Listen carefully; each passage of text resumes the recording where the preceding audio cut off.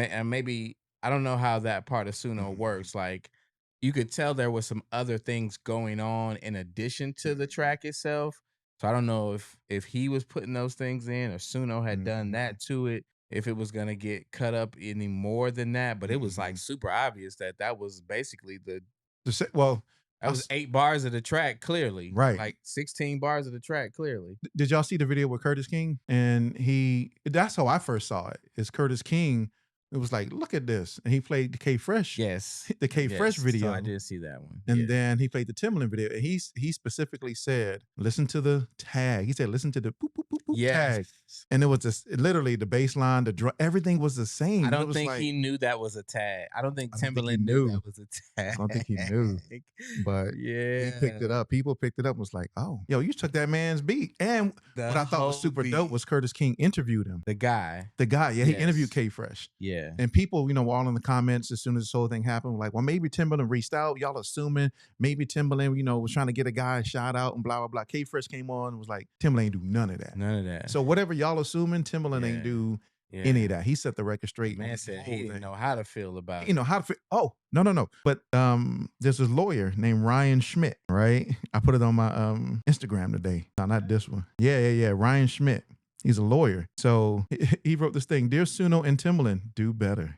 We are Mm. writing at a time when musicians feel unseen, unheard, unprotected. He goes through this whole thing, blah, blah, blah. Last week, Timbaland, who serves as Suno strategic advisor. Oh, I know he was a strategic advisor. Okay, they gave Yeah, him a position in that's Suno. how it Okay. rolled out that he was. Okay.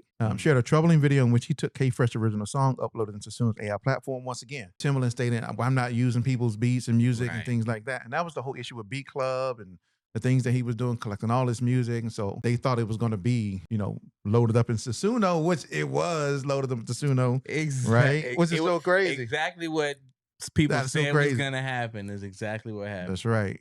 And so he said Timbaland had every opportunity to use something he actually owns. Instead, he used someone else's work without permission. This wasn't just unethical; it violated U.S. copyright law and breached Suno's own terms of services. So he said, blah blah blah. He said, so we're asking not just for ourselves, but for every musician navigating the space. This is like important for all the indies as well, even though it's not one of our topics. But It's this is yeah. crazy You important. seen that? It says, so for the No. following within 24 hours, they're asking Timbaland, K Fresh, and this lawyer, Ryan Schmidt, is a public apology to K Fresh, proof that his music has been removed from Suno's model and training data, a plan to prevent future violations by users and company representatives, including Timbaland, a commitment to implement an artist opt out process, and a promise that Suno and Timbaland will not use unlicensed music in future demos. Why? Because they about to sue Absolutely. Timberland, right? So Timberland. So it's an open letter from K Fresh and his attorney, Ryan Schmidt. They're like, before we even do anything, Make it right. make it right. Make it Yeah. right, Timbo. Timbo the Yeah. King. Is he still the king? Does this take away that Timbo the King crown that he had? Remember that Timbo the King? I think that in this day and age, everything's up for grabs in terms of legacy. Legacies can be torn apart Mm. these days. So I think you just can. But I think that overall, though, when all the dust smoke clears, like Timbaland's still gonna be Timbaland. You can't take away his legacy. You can't take away what That's true. what he did. Mhm. And I feel like we got to be careful, man. Tearing down people. I Mm. think that it's hard for me to say what I would do because I hate when I say what I would do when I'm not in a situation. It wasn't my beat that was taken, so I can't Right. really like get on here and say, you know, how I would have handled it. Yeah. I can tell you how I think I would handle it. I would like to think that I'll be less combative about it. I'll try to handle it behind the scenes a little bit more. And I'll try to, as a first resort, like Mhm. the way that this producer's handling it, that'll be my last resort. My very last resort will be to go to the media and have all these public statements. That'll be Mhm. my last resort. I would try to handle it like more amicably, privately, because this is Timbaland still. You know what I mean? Like I Mm. wouldn't take that combative approach. Because then what? Is it because we want to have our producer heroes in a like a higher regard Yeah, but or a yeah, certain space of honor? no, exactly. And because you got to honor and high regard, I will come at it way less combative because it's still, you know what I'm saying? I will try to, again, that'll be my last resort Mm. right there. Like if I tried all the diplomatic ways in all the peaceful ways and all the respectful ways. That would be the very last thing. Now, I don't know in this short time what processes he went through, but I wouldn't do that because at the end of the day, man, he gonna be Timbaland and you're gonna be whoever you are. So you could take this 15 minutes and try to be all take a moment for yourself, or you could maybe try to come up with solutions for the future so that this don't happen again, but also kind of have a good relationship as opposed to because that's to me is first of all, Timbaland don't need to steal nothing from nobody. He's Timbaland. But now his motivations to why he did what he did, I don't know. That's what I thought too. I don't know. He was Timbaland. But he don't. But what I'm telling you definitively, Timbaland don't need to do that. So it's he don't. He definitely does. He can make his own stuff. Whatever motivations he had for doing it, I don't know. But he don't need to. So it ain't don't try to sit here and act like he got to steal somebody's stuff to get ahead. Absolutely not. So I would take a more humble approach about it. I would definitely make sure I get compensated and make sure that they make stuff right. But I wouldn't go in this public unless I'm being ignored and I exhausted all the diplomatic and quote unquote sensible ways to go about it. But I wouldn't because I don't know, man. I feel like that's what happened though. I think Timbaland didn't really offer up any kind of response. He didn't. And it wasn't that the producer guy didn't. He wasn't the one. He wasn't even aware. Put it on blast. Yeah, somebody brought it to his attention. But this is all. And somebody then the guy put out the post. That wasn't the producer either. But it just kind of it would almost be like you just got forced into the limelight. Like B told me, then I was like, no, that's not right. What you gonna do, B? You was like, I'm just gonna chill and see. Then we chilled for 3 weeks and nothing happened. I'm not saying man, I'ma post it. I'm not saying it still wasn't on you. I'm not even saying chill. I'm saying still work. I mean, I'm contacting my attorney immediately, and we're we're working behind the scenes. I'm not having these statements. I don't know, and it's already. I think they do the statements when they get ignored, and it's a lot of ignore culture is real. Yeah, but in corporate scenarios. Yeah, but I don't know. I just think it's corny to try to attack Timbaland. I think it's really cool. I think this whole. I wasn't on the episode when y'all broke everything down, but I've been watching this a little bit. I haven't really took a deep dive in like I normally do, but I've been watching it. I just think it's corny, man. I think Timbaland earned the right to move however you want to move, like it or not. He earned the right. And if you want to work with AI, he want to do, his beat club stuff. Let him. You know what I'm saying? If you ain't with it, you don't got to be with it. But do your own stuff. But doesn't honor go both ways though? To me, honor goes both ways. That's a good point. Right. So I can understand if I'm Timbaland, right? I'm the pinnacle of production. Yeah. But I should also not do things that could be seen as devious things. I mean, Timbaland don't have to use nobody else's beat, right? But Timbaland is not going to come up with every single dope beat. And I think that's the thing is that there are other producers out there who have amazing music that Timbaland may not have even thought of. And then he hears it and go, oh, yo, that's kind of dope. I think that was the premise of the whole Beat Club. Absolutely. The Beat Club thing, right? Yeah. Now, I don't know how K-Fresh handled this. And he stated that nobody ever reached out to him. He didn't know anything about Timbaland had using this beat. And it was brought to his attention. People kept tagging him in it. And he was like, what's going on? Right. Curtis King interviewed him and he just cleared the air on what it was. I don't think his intent was to attack Timbaland in that sense. He just made it plain of what was actually happening. And even in the thing, he said what I thought was and what K-Fresh said. And I think there has to be some type of accountability in the whole process. Because he said from who though? From who? From both sides. No, from who? I would respect it more if it was somebody on Timbaland's level putting them in check. I think Jermaine Dupri, Dr. Dre.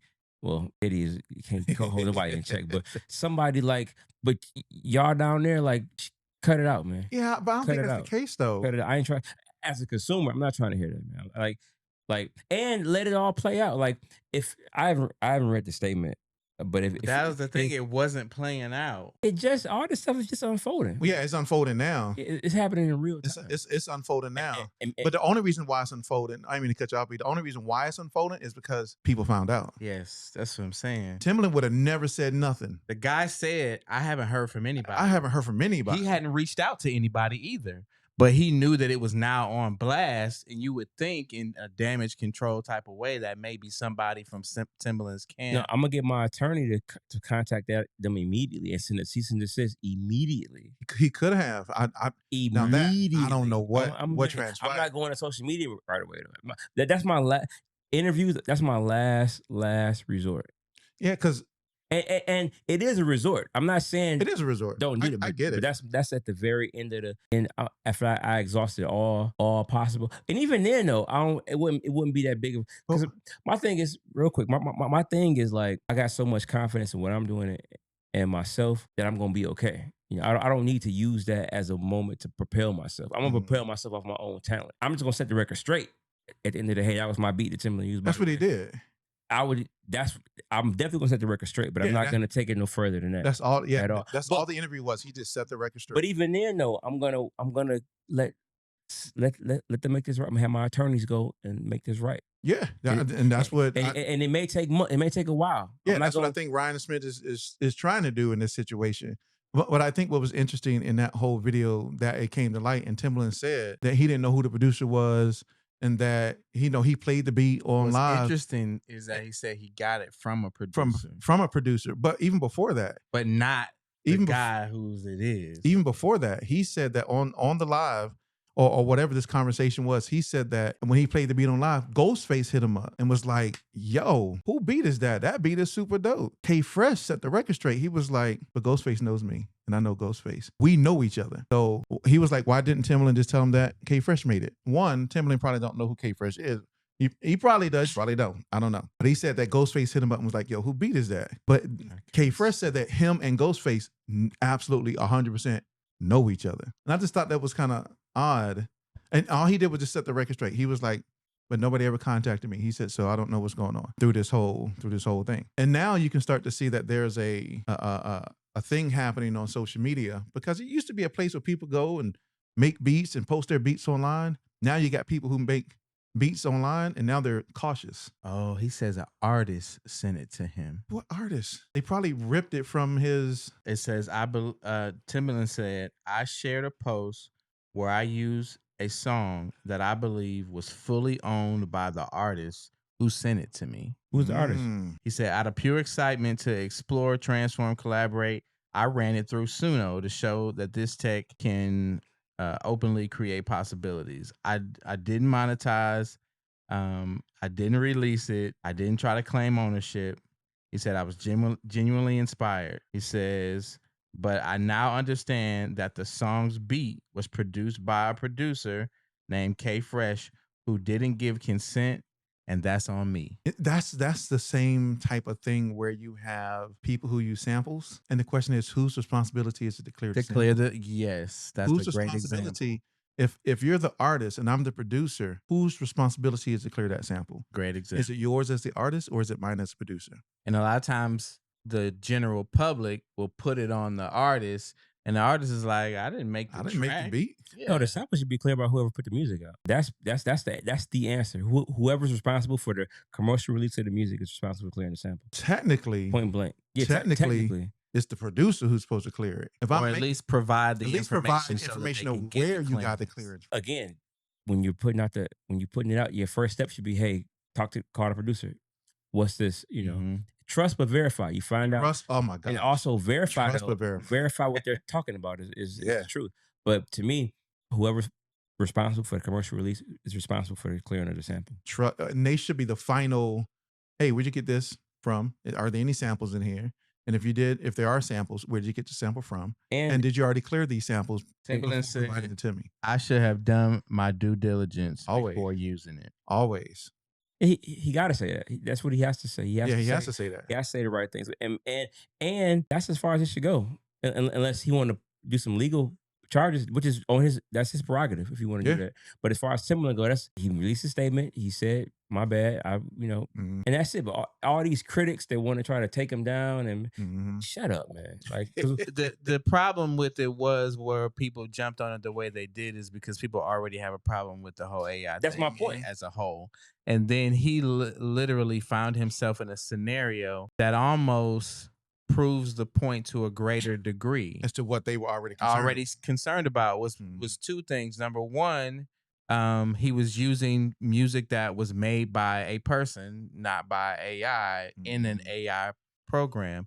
And number two, you can actually have good intent and unknowingly be exposing something that someone has not consented. He didn't. I don't think, he says, and I tend to believe him, he didn't know that it didn't belong to the person who, I don't know. Now that I'm saying it out loud, Sometimes kind of he like, may or may not. usually an artist, especially, or a producer, if they get something from an artist, like, that's almost like one of the first three questions you ask somebody is, "Oh, this is dope. Who produced the track?" So if he got it from an artist and didn't concern himself with who produced the track, that's a little weird. But maybe he just was excited to use it or whatever. I don't know. But it played right into what people were saying. Like, people who are Timbaland enthusiasts are like, Timbaland don't need to take nobody's nothing and do nothing. And then it was voila.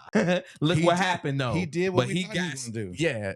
So it almost played right into the narrative.